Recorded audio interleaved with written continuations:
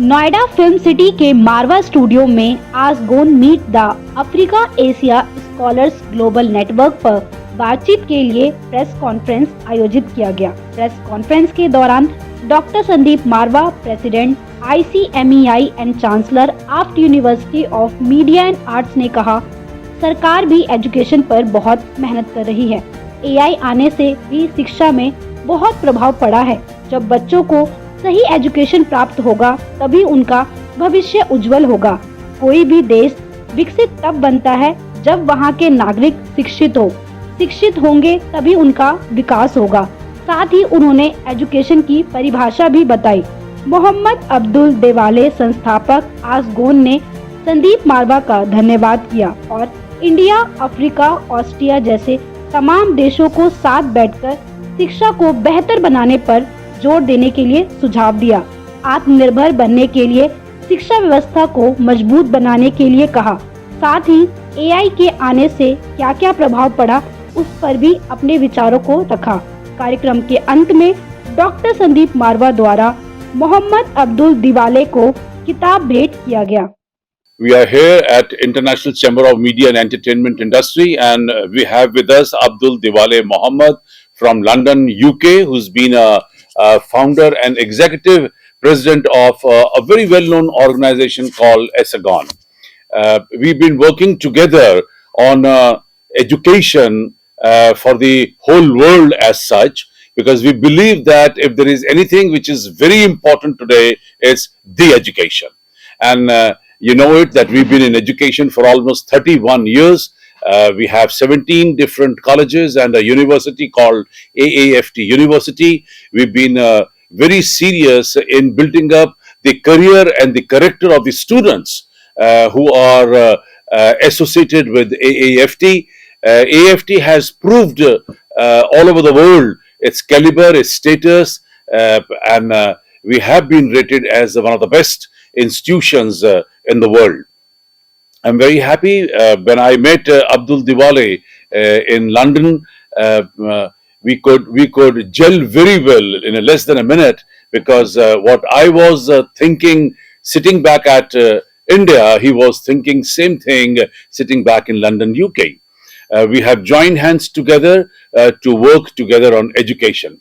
I've always believed that the times have changed and the pattern and the design, methods and strategies in education must be changed. They must be little liberal, little modern, little technical. Then only probably we'll be able to deliver the best to the students of this world. I'm happy to say that AFT has been a case study in 27 countries of the world. We've been a case study in UCLA. We've been a case study even in a new education policy 2020 in India. I have always believed that if there is anything which need to be uplifted is the education. I have given a new definition to education. Because when I say E stands for entertainment, E stands for energy, E stands for excitement. And that's what the whole education should be all about.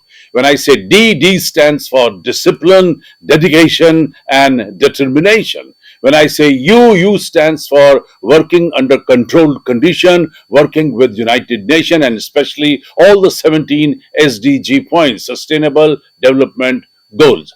When I say C stands for communication and commitment. The next A stands for attitude. The next T stands for techno-savvy. I stands for information. O stands for the overall development of the child. And N stands for being nationalist. And this is what I'm trying to teach, being a mentor and a former president of CEGR, Center for Education Growth and Research, which is the biggest body in higher education. I have been propagating the new definition of education all over India and abroad.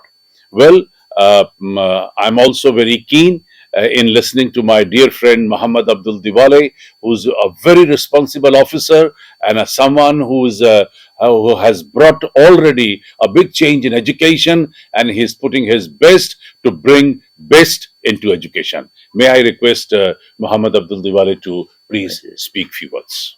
Thank you very much, Dr. Sandeep Marwa, and thank you all, and also those who are listening to this wonderful day, I will call it.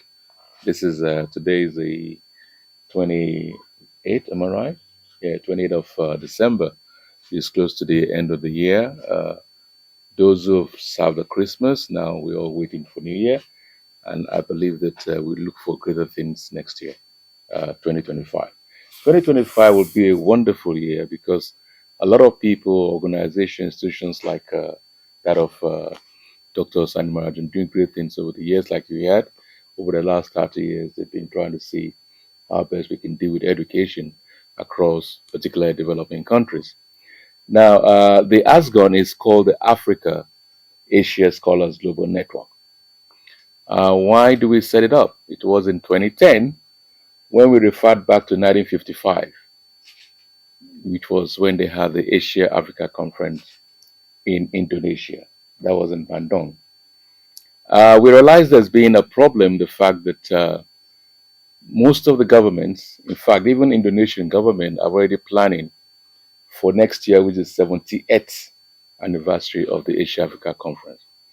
But unfortunately, most of our universities are not aware about the efforts of our leaders, like Jawahar Nehru, who was then president of India, Prime Minister of India, and then we had Nasser from Egypt, we had also Nkrumah from Ghana, we had the one from China, we are from Sri Lanka, and they came together in Bandung not only for political independence, then they wanted economic, social independence. But unfortunately, we know that we are 80% of the population of the world, and yet we are still far behind.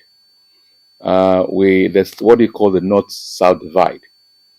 You realize that when COVID came, it became much wider, and now with artificial intelligence, it's a great concern, and that's why I always take note of what Ajay Banga, the president of the World Bank, said recently, that he find it probably hard to sleep when he starts to see the mistrust in trying to unite the North and the South, which is the West and the developing countries. And I think that's a great concern coming from the president of the World Bank.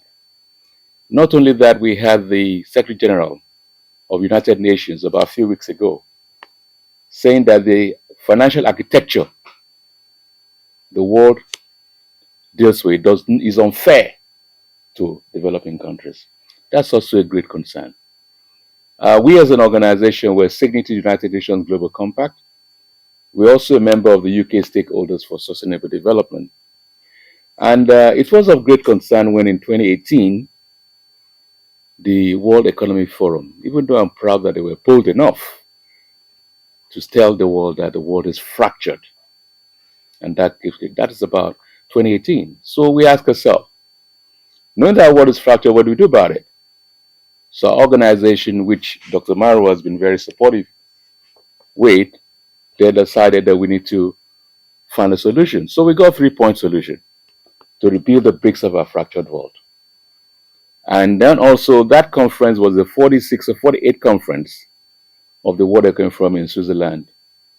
And there, for the first time in history, they had women to co-chair the summit in Switzerland. We're very proud that the World Economic Forum can think and know the potentials of women. But unfortunately, women were only used as numbers. But I have said it to the UN Global Compact. What we did was to call for a meeting in New York with the UN women. And we sat with the UN women. One of the greatest misdeeds of most of us is that when we parley with United Nations, we seem to feel we're in a comfort zone. We fear to tell the truth, to be honest with ourselves.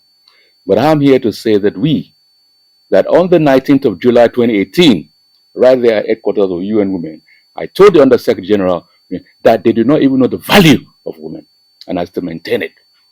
Because women are great potentials. Women, no man here even can say he was born of a woman. And so, because women are divided, and until women themselves can unite, Because if you look at the animal kingdom, how much they care about children around them.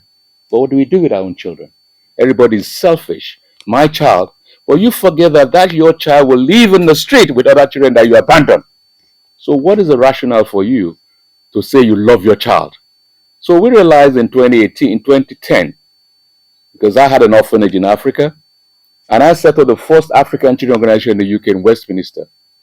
And when I realized that we don't care about children all over the world, I then felt that if we have good policies, policies that are diverse, we can actually change the course of history.